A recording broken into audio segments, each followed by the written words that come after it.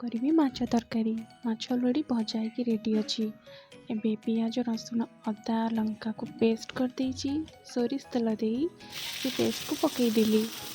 तापर घांटिली भलसे।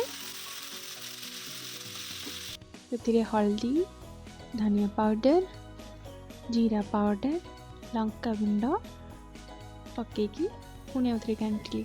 मसला भलसे कषि हो जाइतिला। आलू दे से मीट मसला मैगी मसला दे भलसे ताको आउ टिके घांटिली। तापर पानी देली से पानी देला परे घोड़ेकी देखिबा आलू सिझिला जाए सिझी जाइछि। एबे तापर ताको टिके भलसे घांटी लूण पकेबा। मु लूण टाक तो बोले लास्ट पकाए कहीं मो लूणर भाग माप पाए ना।